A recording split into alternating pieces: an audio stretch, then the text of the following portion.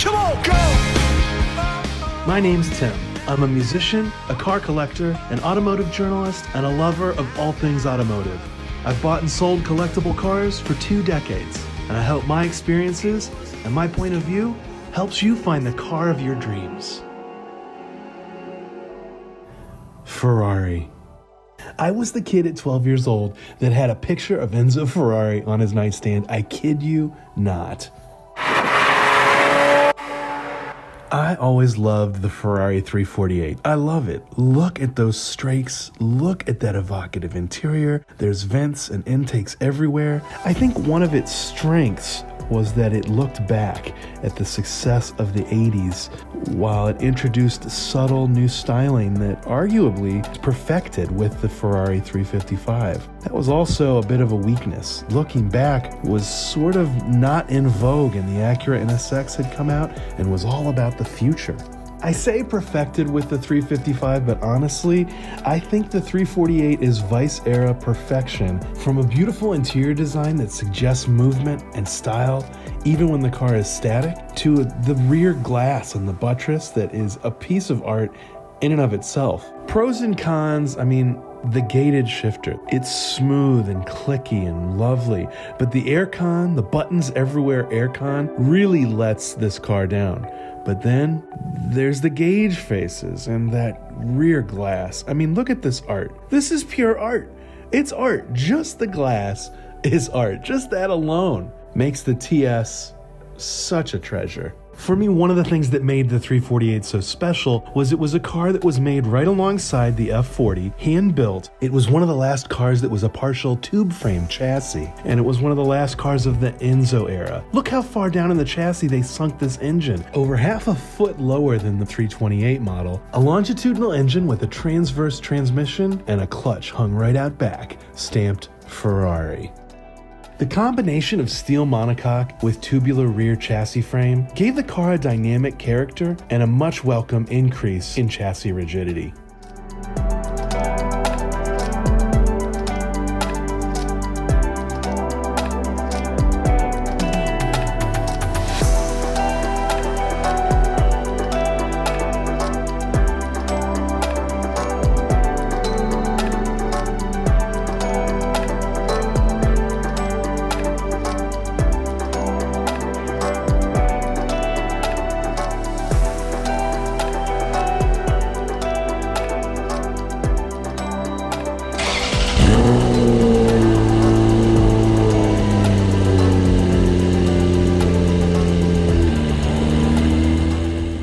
The Ferrari 348 uses the Ferrari F119 engine. It's in the Dino family of engines, which powered the 328, F40, 348, and on to the 355 in 5-valve guise, as well as the 360. After the 360, that engine group was retired, and the F136 came into view. I hear it said all the time that Ferraris just aren't pretty anymore. They're not pretty since Pininfarina stopped designing them. And the 348 and 355, to me, are kind of the pinnacle of Ferrari design language of the 90s. Look at something as simple as the placement and sculpting of the mirrors. It's beautiful on this car.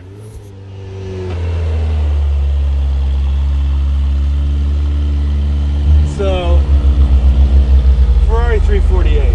I suspected for years, since the car was new, when the Esprit was new, I had a sense that they just were doing the Esprit dirty in all of the reviews.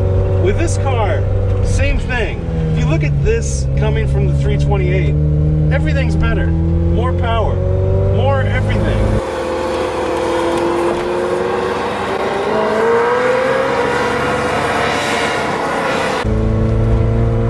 Even the performance times for the era were good. Yet they want to say, oh, the NSX, the NSX, the NSX.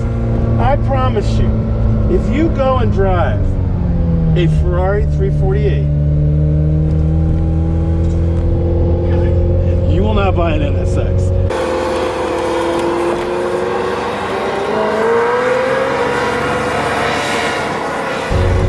This car is so good. And I've driven a lot of 360s, 355s. I'll review them on this channel. However, maybe it might be clickbait, but I think I like this more than the 355. That is some craziness, because up until this, let me just, why is that, Tim? And I will be, because the car is still cold, shifting from first to third. It is one of the quirks about these cars. These cars, the gear oil, whatever it is, when they're cold, they don't love to be rushed into gears. So you let the gear oil come up to temperature. Usually by the time you have good oil temperature, you've got oil temperature in the gearbox. Some people view that as like, oh, that's a real problem with that car or those cars. It's the 512, it's the Testarossa, it's the 348, 328. It's all Ferraris. You know it's a thing. Just abide by it. But this car, the steering is Lotus-like, maybe even better than my Esprit. That, I know that's crazy to say, but it's light, it's communicative, it is beautiful, it is unassisted. And with the 355, they added power steering. The twin 4-cylinder noises you get from this flat plane crank, even on the little, as it warms up, the music in the burbles makes me cry sometimes. Sometimes I find myself just crying because the car is that good. That's how good this car is. And the real sad thing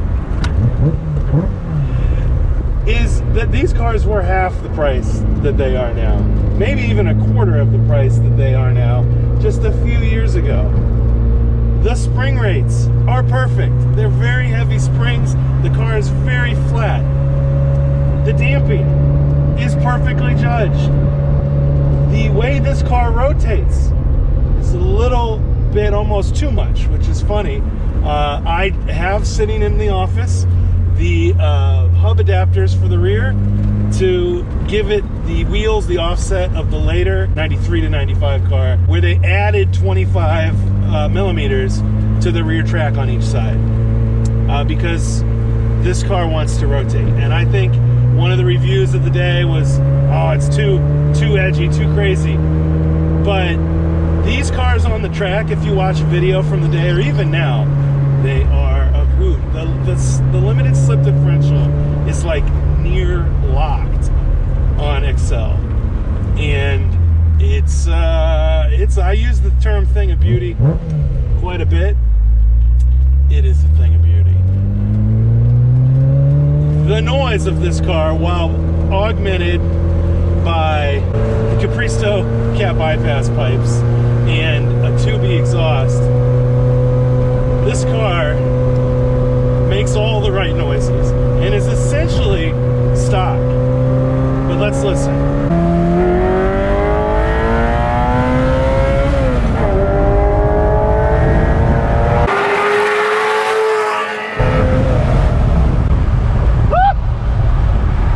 Listen, now that wasn't even red line.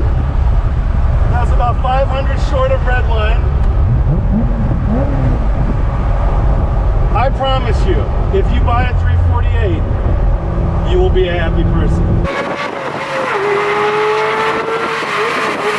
Pretty much does everything pretty well. And as you can see, as we just experienced, it's not a slow car. This is not a slow car. Is it the fastest Ferrari of all time? Absolutely not. Is it going to roast the eyeballs off of someone? Absolutely not. My contention with cars like this and cars like the Gallardo is that they're the perfect kind of slow, because you can go through each and every rev and enjoy it, and you can really take it in.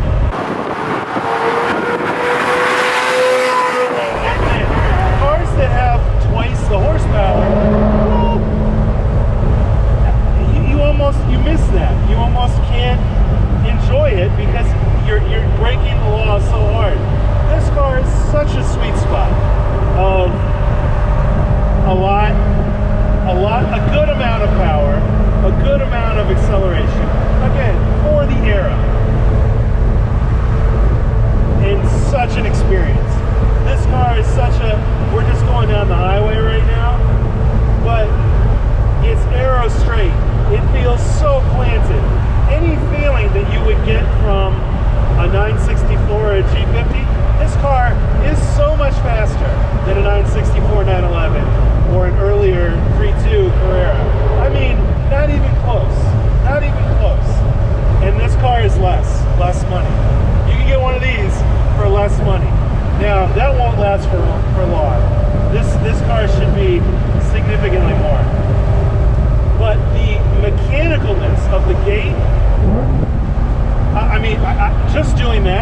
that is worth the price of admission.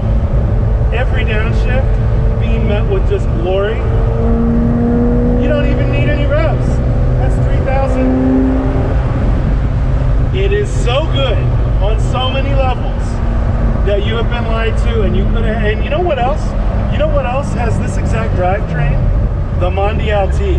And I shouldn't even say that out loud because I don't currently own one, and I love the Mondial T. But you can buy a Mondial T for like half of what one of these things costs. I guarantee it's great. I guarantee it's great. So I went on a bit of a rant there, but I was with you until you said Mondial. I love the Mondial. So disgusting. Listen, I like the Mondial. If you don't like the Mondial, that's okay.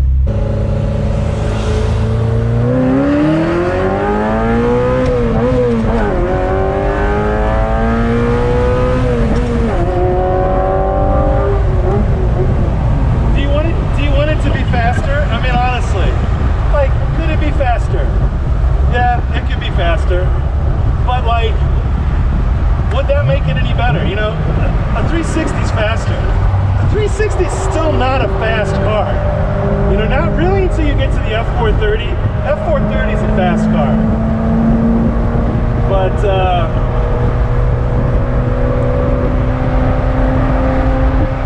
I don't know. There's so many special things about this.